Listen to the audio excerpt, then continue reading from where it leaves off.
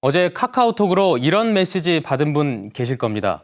신종 코로나 바이러스 감염 우려자 발생 보고, 또 중국 간병인이 열이 펄펄 끓고 있는데 쉬쉬한다. 저도 받았습니다. 하지만 모두 사실이 아닙니다. 경남에서는 이 같은 가짜 뉴스가 급속도로 퍼지고 있는데 유포를 하면 형사처벌 받을 수 있습니다. 서창호 기자입니다. 최근 카카오톡에 유포된 메시지입니다. 창원 지역에 코로나 바이러스 감염 우려자가 생겼다는 내용입니다. 구체적인 인적 사항과 발생 경위, 그리고 보건당국의 조치 사항까지 담겨 있습니다. 하지만 거짓 정보였습니다. 창원시는 곧바로 공식 트위터를 통해 근거 없는 가짜 뉴스라고 공지했고 경찰은 수사에 나섰습니다. SNS 등을 통해 유포 시 최대한 신속 정확하게 사실관계를 파악, 유포 혐의자를 추적하여 관련 법령에 따라 엄정하게 처벌할 방침입니다.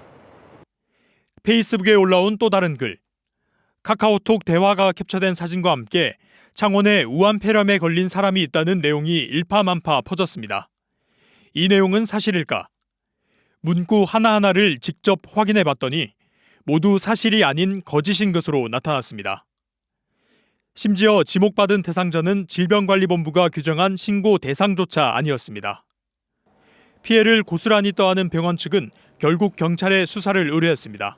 전화를 굉장히 많이 받게 업무가 마비 정도로 우려 공포심이 들었다는 거죠. 그게 너무 굉장히 아쉽다는 거죠.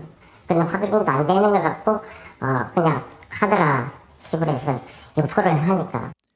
또 거제 지역에서는 한 종합병원이 중국인 환자를 격리하고 있다는 소문이 퍼지자 병원 측은 전혀 사실이 아니라며 홈페이지에 공식 입장문을 내놓기도 했습니다.